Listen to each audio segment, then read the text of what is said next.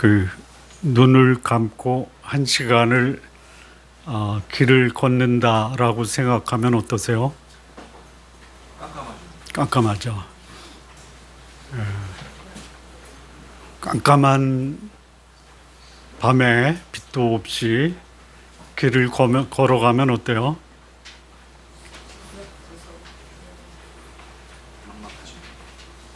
막막하다, 두렵다, 불안하다, 어디로 갈지 모르고 방황하다.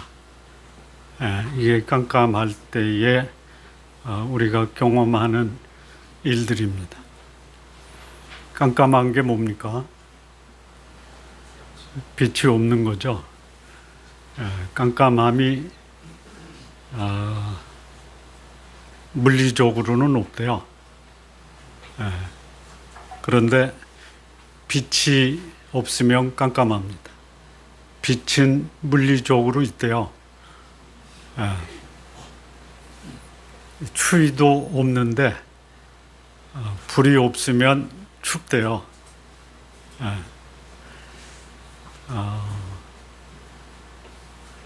퇴근하면은 집에 가죠. 갈 곳이 없는 사람은 참 그것처럼 삶이 춥고 어두울 수가 없죠. 근데 갈 집은 있는데 집에 들어가기 싫은 사람은 왜 집에 들어가기 싫어해요? 춥고 어둡고 그리고 들어가는 것보다 안 들어가는 게 나아서 집에 들어가기 싫죠. 우리가 이사야서를 함께 나누면서 그 시대가 아주 깜깜했습니다. 그래서 이 땅에 빛 대신 예수님이 오셨어요. 지금도 우리 시대가 깜깜하죠. 너무 깜깜하죠. 왜 깜깜해요? 빛이 없어서. 이사야가 사역할 때는 지금으로부터 약 2700년 전입니다. BC 740년에서 BC 680년, 그러니까 60년 사역을 합니다. 근데 그 시대가 깜깜했어요. 근데 그 시대에 하나님이 이사야 선지자를 통해서 주신 소망의 메시지가 뭐냐면 빛이 이 땅에 오신다라는 메시지입니다. 이사야 9장 2절 말씀을 보시면요. 한번 볼까요? 이사야 9장 2절. 흑암에 행하던 백성들이 큰 빛을 보고 사망의 그늘진 땅에 거주하던 자에게 빛이 비쳤다라고 말씀합니다. 이사야가 살던 시대, 또 예수님이 오시던 시대, 그리고 오늘날 우리가 살고 있는 이 시대가 흑암의 시대와 같다. 그런데 그 흑암의 시대에도 빛은 있었고 빛 가운데 사는 사람들이 있었습니다. 그래서 빛 가운데 사는 사람이 이 시대의 소망이고 이 시대의 어둠을 밝히는 빛의 역할을 하는 것입니다.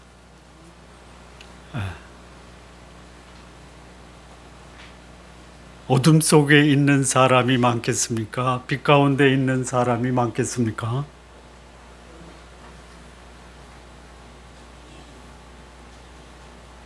질문을 드리잖아요.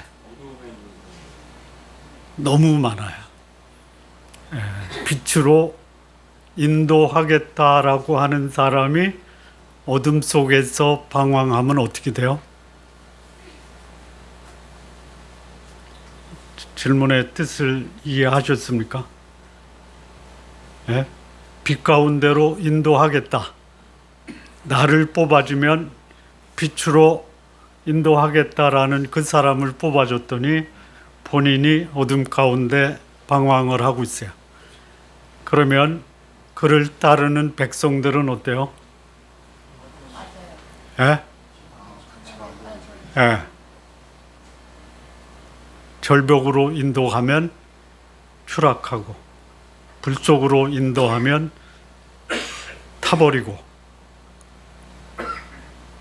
지금 우리 시대도 그야말로 어둠이, 흑암이 우리를 덮고 있다라는 생각이 듭니다. 근데 이사야가 하나님의 말씀을 선포할 때 그 시대에 어두웠어요. 너무 어두웠어요. 그 흑암이 우리가 지난 주에 1장 2절에서 10절까지 말씀에서 그 시대의 어둠이 뭐냐면 1장 4절을 보면요. 1장 4절. 나라는 어떻게 됐냐면 범죄했어요. 저 범죄했다라는 것이 사람을 죽이고 악을 행하는 것이 아니라 이 죄라는 것이 뭐냐면 목표를 상실하고 살아가는 거예요. 나라 전체가 방향을 잃어버렸어요. 이 죄는 뭐냐? 목표가 있는데 그 목표에 도달하지 못하고 빗나가는 거예요. 지금 이 시대가 바른 방향, 아니 나 자신이 바른 방향으로 가고 있지 않다면 나도 뭐예요? 범죄한 개인이 되는 겁니다. 허물진 백성이에요.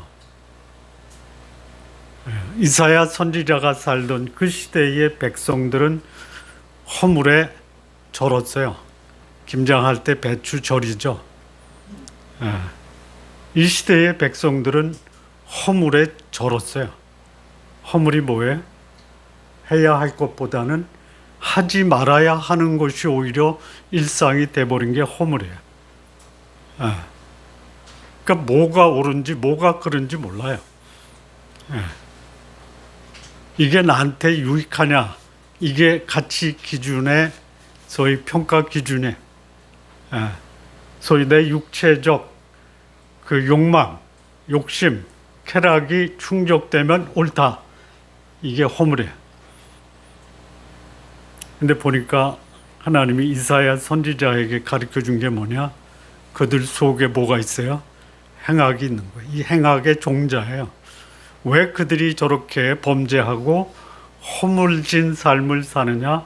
그 속에 뭐예요? 해결되지 않는 행악의 씨앗이 있다 이거예요. 그러니 그가 한 행위는 뭐예요? 부패하는 거예요. 이게 당시 유다 백성의 모습, 유다 땅의 모습이에요. 그러니까 나라 전체가 오염되고 부패한 거예요. 이것뿐만이 아니에요. 이러면서도요, 이들이 성전에 나와서 제사 드리고요, 기도하고요, 그리고 그들이 하나님을 따른다라고 고백을 해요. 그런데 이들의 모습이 뭐냐면요, 오늘 우리 읽은 말씀 11절에서 15절을 보면 아주 굉장히 중요한 세 가지 그들의 영적 삶의 모습이 나와요. 첫째는 뭐냐면요, 무수한 제물을 드리는데, 무수한 제물을 드려요. 근데 11절 한번 봐.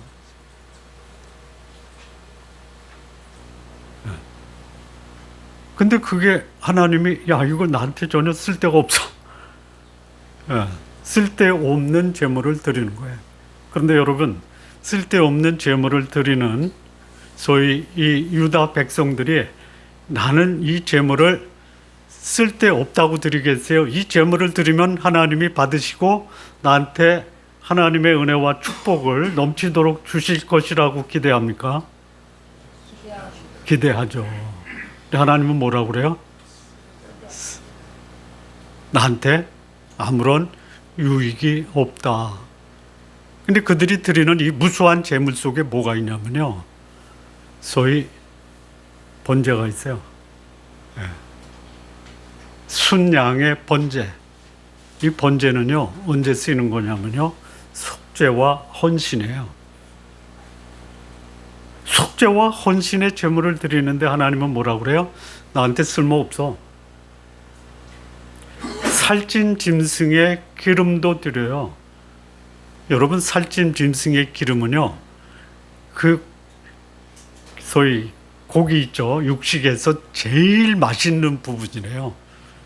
예, 이게 어디냐면 콩팥하고 간을 둘러싸고 있는 기름이에요. 혹시 여러분 기억하시는지 모르겠는데, 아담의 아들 가인과 아벨이 제사를 드렸죠. 아벨이 드린 제물의 그 내용이 뭔지 아시죠? 뭐예요? 양의 첫 새끼와 그 다음에 하나 더 있어요. 양의 첫 새끼는 기억이 나는데 그 다음 구절은 생각이 안 나죠. 모르는 게 아니라 생각이 안 나는 거죠. 기름이에요, 기름. 그 양의 첫 새끼에서 가장 중요하고 가장 맛있는 부분이 어디냐? 간과 콩팥을 싸고 있는 기름이에요. 그걸로 드렸어요. 여러분, 하나님께 제물을 드릴 때요, 속죄와 헌신의 제사를 드리고요, 가장 값진 것을 드리세요. 근데 하나님이 그거 안 받을 수도 있어요. 이 13절을 보면요, 근데 여기 또 있죠. 뭐 숫송아지, 예? 또 어린 양, 또 뭐죠? 숫염소의 피를 드려요. 이게 다 뭐예요? 피로 드린다라는 게, 내가 죄를 졌으니까 내 죄에 대한 속죄물을 이런, 예? 흠없고 점없는 짐승의 피를 뿌려서 제가 당신께 속죄합니다. 이걸 뭐라 그래요? 누가 이런 거 요구했냐? 하나님이 요구 안 했는데 드리는 거예요. 하나님이 요구 안 하셨습니까? 요구하셨습니까? 예? 하셨어요. 하셨어요. 예.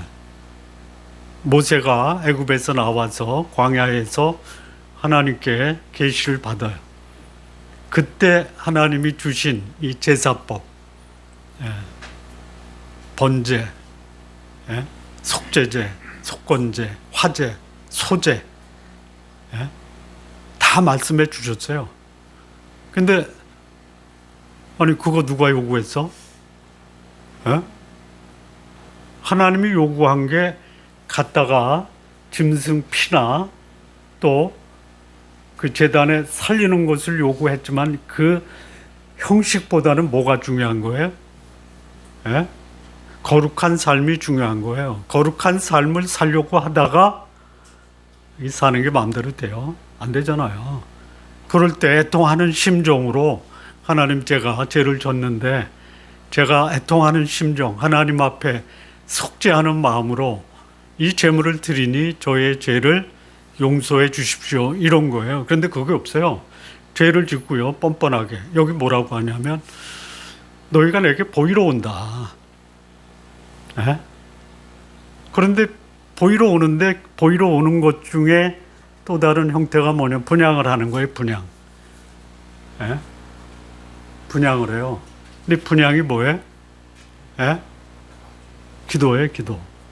근데 이게 가증한 거예요. 여러분, 가증하다라는 말 아시죠? 에? 겉에서는 친절하고 뭐 베푸는 것 같은데 속에서는 뭐예요? 내가 여기 너한테 하나를 주지만 너한테 10개를 뺏어낼 거야. 이게 뭐예요? 이게 뭐예요? 가증한 거예요. 에. 여러분, 가증한 곳에 넘어가지 마세요. 에? 처음 보면 다 괜찮아 보여요. 겪어보면 어때요? 그래서 말하는 게 뭐예요? 겪어보니까 가증하더라. 속과 겉이 다른 거예요. 기도는 해요. 분향단에 향을 뿌려서 기도는 해요. 그런데 가증해요. 하나님이 다 아세요. 그러니까 뭐라고 그래요? 내 마당만 밟는다 이거예요. 기도하는데 하나님은 뭐라고 그래요? 내 마당만 밟는다 이거예요. 거룩한 하나님의 성전이 가증한 기도의 장소로 바뀌어요. 이게 뭐예요? 그래서 이제 23절에 보니까 헛된 죄물 이제 더 이상 다시 가져오지 말아라 이거예요. 그러니까 예배가 헛된 예배가 된 거예요. 근데 또 뭐를 하냐면요. 여기 이제 가증한 기도는 가증해요. 또 뭐가 있냐면, 행사를 그렇게 많이 해요. 월삭도 하고요. 안식일도 하고요. 대회로 뭐예요? 그런데 그것도 뭐예요? 그러하다 그랬죠. 기도가 가증한 것처럼 월삭으로도 모이고 안식일도 모이고 대회로도 모여요. 근데 그게 뭐예요? 그러하다 그랬죠. 그러하다가 뭐예요? 가증한 거예요. 우리 성도님들 진실된 예배를 드리십시오. 신령과 진정으로 예배 드리세요. 신령이 뭐예요? 성령 안에서예요. 다시 말하면 성령이 내 안에서 거룩한 삶을 살고 있다라는 것을 입증하면서 예배 드리라 이거예요. 신령으로 드리는 예배는요, 내 속에 죄가 해결되고 거룩하고 깨끗한 마음으로 드리는 예배가 신령. 진정은 뭐예요? 설교 시간에 쓸데없는 소리 하지 말고 하나님의 말씀만 하라 이거예요. 어제 제가 들은 얘기인데 어느 교회 가서 예배를 드렸더니 텔레비에서 봤는데 30분 설교에 29분은 쓸데없는 소리하고 남은 1분 동안 성경 한 구절 읽더라 이거예요. 이게 뭐예요? 진정으로 드리는 예배가 아니다 이거. 여기 월삭도 뭐예요? 이 월삭은 초하루날 하는 거예요. 안식일 일주일에 한 번 드려요. 그 다음에 대회로 뭐예요? 특별 행사예요. 근데 이것도 가증한 거예요. 가증해요. 그러면 이제 이 성회라고 그래, 성회. 여러분 이 성회 안 썼으면 좋겠어요. 여기 성경이 번역이 잘못된 거예요. 차라리 집회가 낫습니다. 집회. 거룩한 모임이 아니에요. 사람들이 모이는 거예요. 근데 여기 성경을 번역할 때 성회라고 했는데 성회하면 어떻게 해야 돼요? 거룩해야 될 거 아니에요. 성회로 모이는데 뭐 하고 있어요? 악을 행하는 거예요. 악을. 그러니 하나님이 성회로 모였다는 놈들이 죄송합니다. 놈이 아니고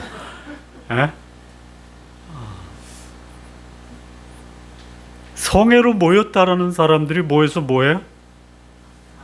악을 행하는 거예요. 악을.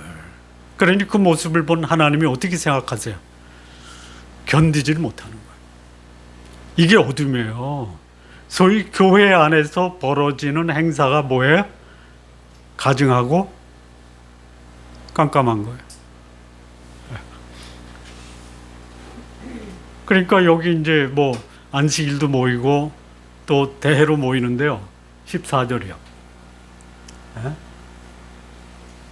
저거 월삭, 정한 절기 하나님이 싫어해요. 싫어하다가 그냥 회피하는 게 아니에요. 속에서 분노가 일어나는 거예요. 여기 하나님이 뭐라 했냐면 분향도 하고 행사도 하고 여기 이제 15절을 보면요. 손을 펴서 기도해요. 15절. 눈을 가리고 안 보세요. 기도도 짧게 하는 게 아니에요. 길게 하고요. 많이 해요. 근데 이게 뭐예요? 하나님이 안 들어. 손을 피는 게 기도하는 거예요. 분향단에 향기 피우는 것도 기도하는 거고요. 기도도 해요. 근데 이거 하나님이 안 드세요. 왜요? 손에 피가 가득한 거예요.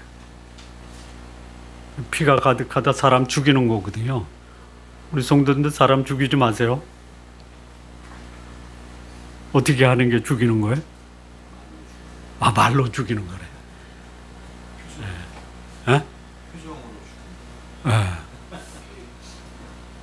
살인의 시작이 언제예요? 마음에서 누군가를 향한 쓴뿌리, 미움, 예? 그거 있어요. 제가 들은 얘기인데요. 오늘 권사님 세 분이 산기도 가서 하나님께 사람을 사랑하며 살게 해주십시오라고 기도하러 산기도에 갔다 오는데 오는 버스칸에서 세 권사님이 하는 말이 이번에 가서 그 집사 좀 혼 좀 내줘야지. 왜 기도해요? 하나님 내가 혼내주는 거 허락해 주세요. 가서 기도한 거예요? 그러니까 그 시대의 암흑이 첫째는 이 사회 전체가 어두운 거예요.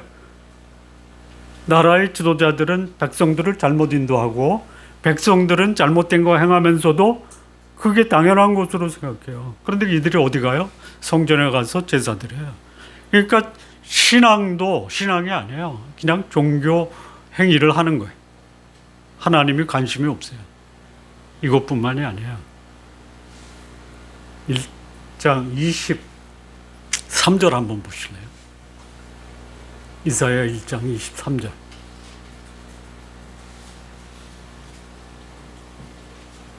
아까 우리 하집사님하고 사인을 맞췄거든요. 무슨 말씀해도 바로 할 테니까. 바로 안 나오네. 23절이요. 거기 너희 고관들은 뇌물을 좋아해요. 예?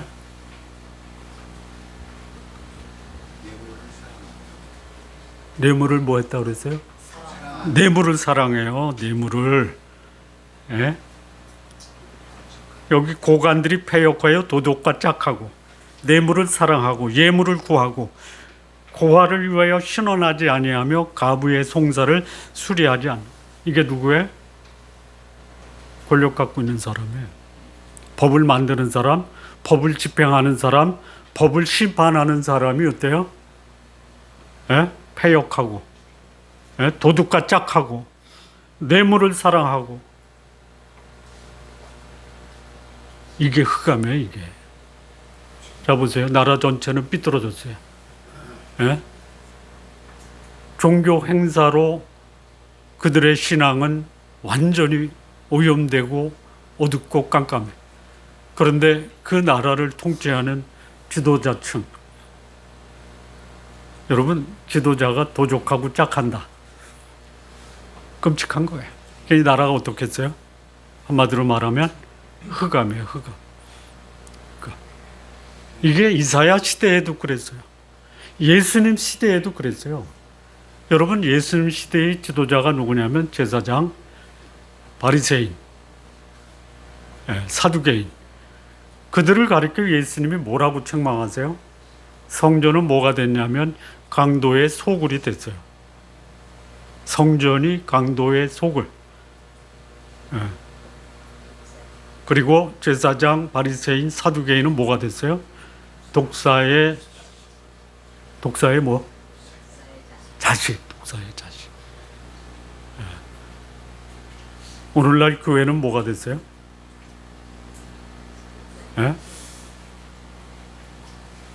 헌금을 강조하면서 어려운 성도들의 주머니를 털어가는 강도, 소굴이 된 거 아니야?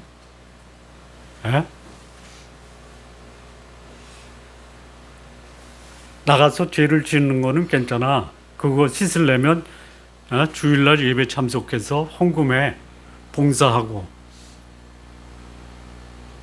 이 인간의 역사가 변한 적이 있어요. 오죽하면 하나님이 노아 시대에 이 땅에 거룩한 자가 없다 싹쓸이 하겠어요. 예수님이 오셔서 그들에게 빛으로 오셨어요. 빛을 어떻게 해요? 십자가에 못 박잖아요. 하나님이 이들을 심판할 때 뭐라고 심판하시냐면 돌 위에 돌 하나 남지 아니하고 싹쓸이 하죠. 이사야가 이렇게 이 복음을 전하고 하나님의 심판을 전할 때 얼마 정도 기회를 주냐면요. 이때가 BC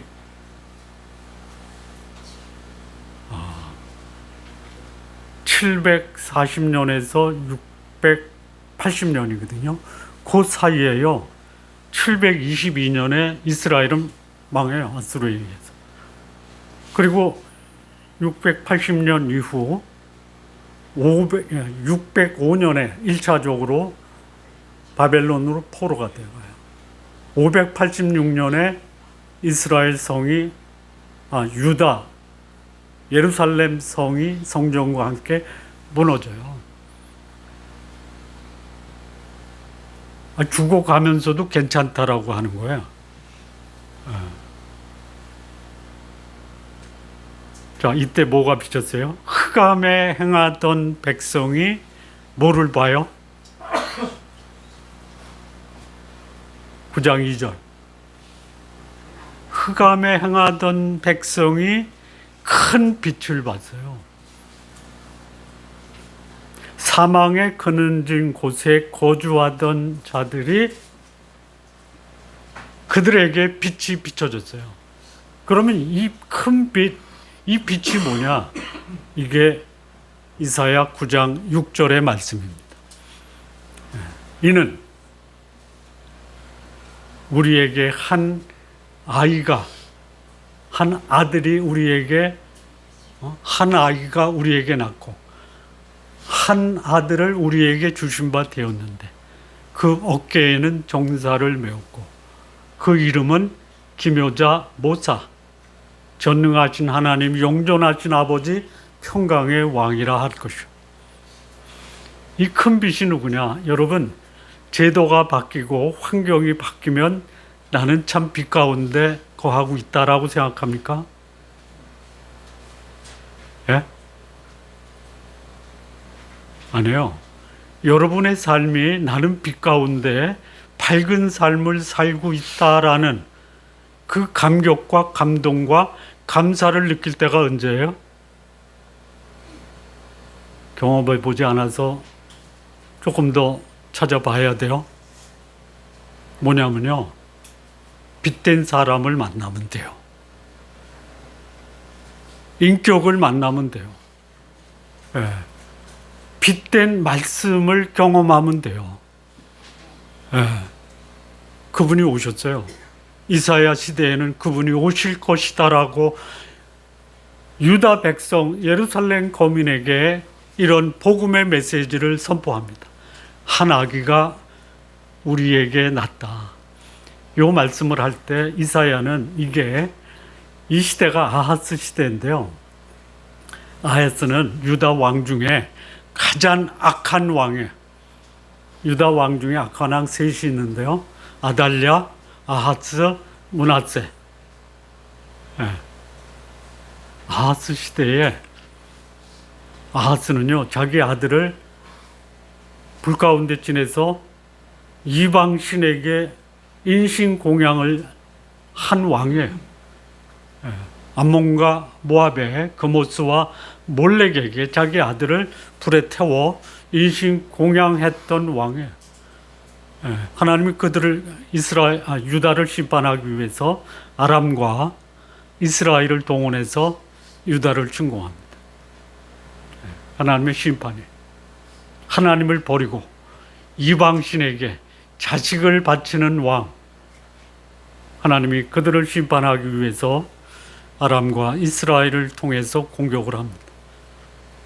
그때 이 아하스가 왕궁과 성전에 있는 모든 보물을 뜯어다가 아수르에 가요. 디글랏 빌레셋이라고 하는 왕에게 갖다 바쳐요. 그래서 이스라엘을 멸망시키기 전에 아람부터 멸망시킵니다. 그리고 디글랏 빌레셋의 손자 사르곤 왕이 북이스라엘을 멸망시킵니다. 그거 봤잖아요. 그런데 이 아하스가 누구한테 가냐면 아수르 왕에게 가요. 보니까 너무 나라가 잘 살아. 꿈꾸던 자기의 나라예요.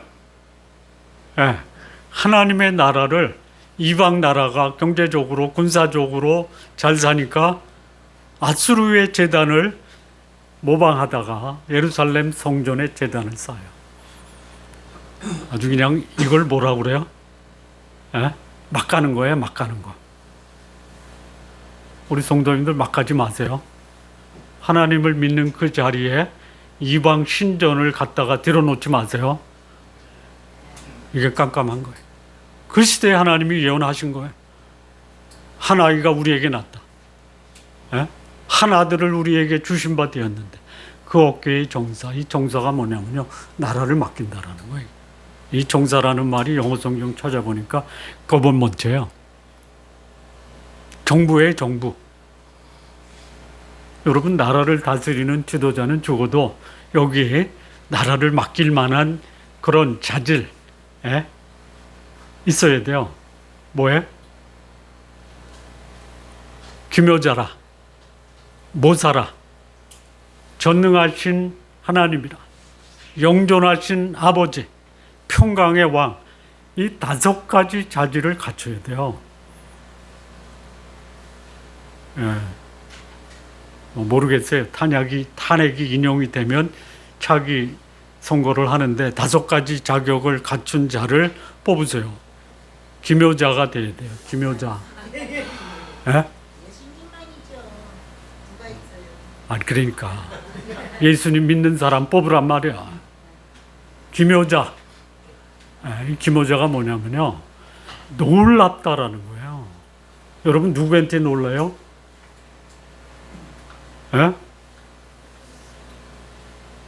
저한테 놀래요? 놀래지 마세요. 우리 성도님 저보고 놀래면 큰일 나요. 언제 놀라면요, 해결할 수 없는 문제를 풀었어. 남들은 아무도 못 풀어. 그럼 놀랍죠?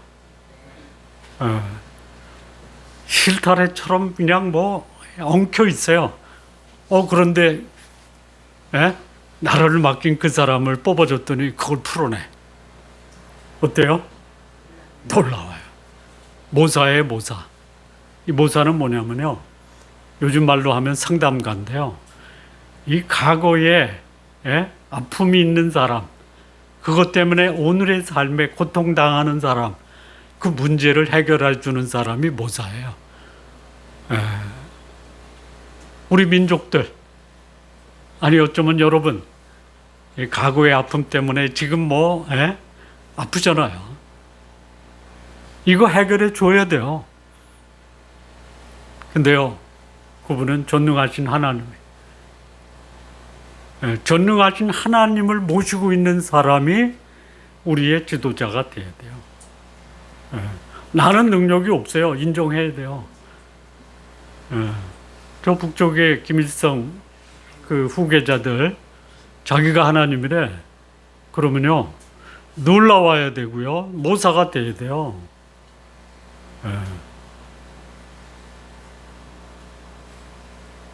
본인이 다 못해도 능력 있는 사람과 함께 더불어서 문제를 해결할 수 있어요.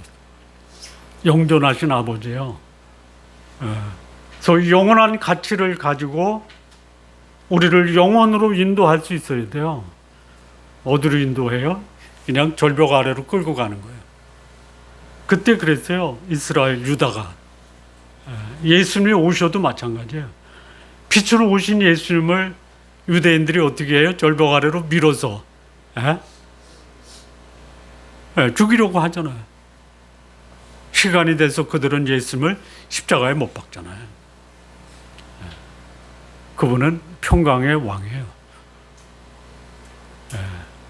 그를 만나면 마음에 평안이 와야 돼요. 그를 만나도 역겨워요. 가증스러워요. 안 되는 거예요, 그럼. 자, 이분이 초대합니다. 초대해요. 1장 28절이요.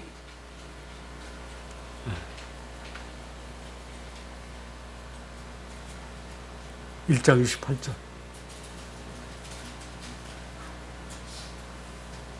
1장 28절 해라니까 꽤 오래 걸려요. 1장 18절입니다. 18절. 죄송합니다. 여호와께서 말씀하세요. 오라 우리가 서로 변론하자. 너희 죄가 주홍 같을지라도 눈과 같이 희어질 것이요 진홍같이 붉을지라도 양털같이 희게 될 것이다. 오라 이게 초대하세요. 여러분, 이 시대가 어둡다. 내 삶이 곤고하다. 이렇게 사느니 차라리 그만 살자라고 하는 이 시대에 여러분의 흑암을 해결해 주실 분이 여러분을 초청해요. 근데 오는 사람이 많을까요? 거절하는 사람이 많을까요? 우리 성도님들 거절하지 않으셨죠? 세상이 어두워서 어두운 게 아니에요. 내 속에 나를 어둡게 하는, 깜깜하게 하는 뭐가 있어요? 죄가 있어요, 죄.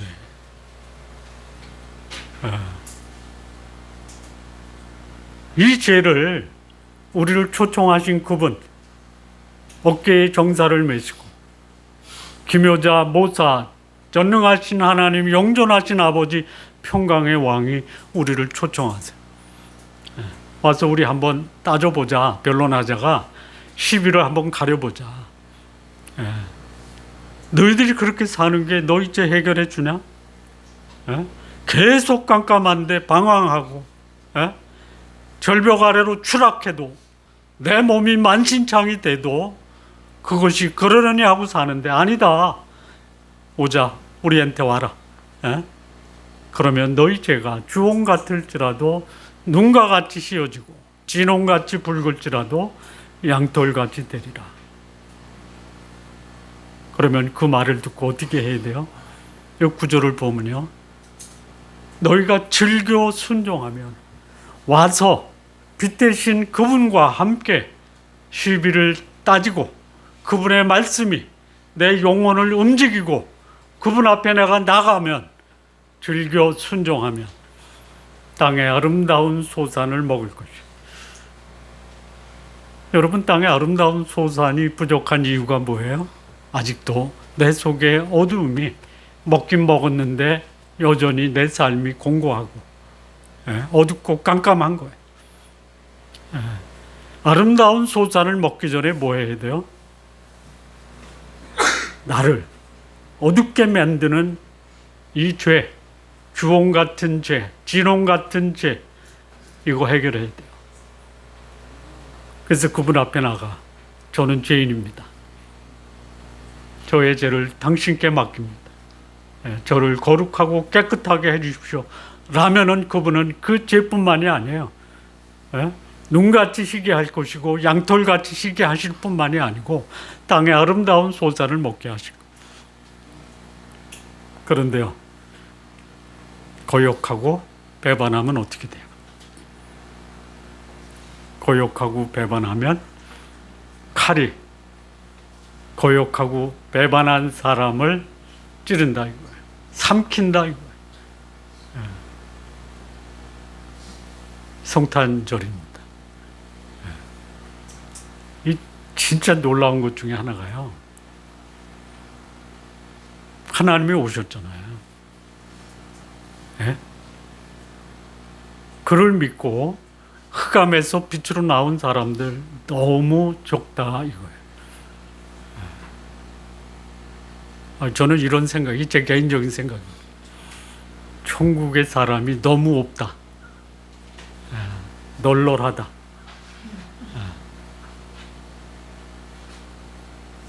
지옥 가면요, 바글바글. 여러분, 바글바글한 곳에 가서, 여기서 사는 것도 고통이었는데 거기까지 가서 고통당했어요. 여기서는 고통스러워도 거기 가서는요, 그야말로 하나님이 예비하신 생명수 강가에서 하나님과 더불어 영광과 평강의 삶 누리시는 성도님들 다 되시기를 진심으로 바랍니다. 기도하시겠습니다. 하나님 아버지, 감사합니다. 우리 주님께서 이 땅에 흑암 가운데 오셨지만 흑암 가운데 있는 자들 빛 가운데 인도하시고, 그리고 그 죄로 인해서 멸망으로 행했던 우리들 아름다운 영생과 천국을 주신 것 감사합니다. 뿐만 아니라 이 땅의 삶을 살면서 하나님이 허락하신 땅의 아름다운 소산 우리에게 풍성하게 허락하여 주옵소서. 예수님의 이름으로 기도합니다. 아멘.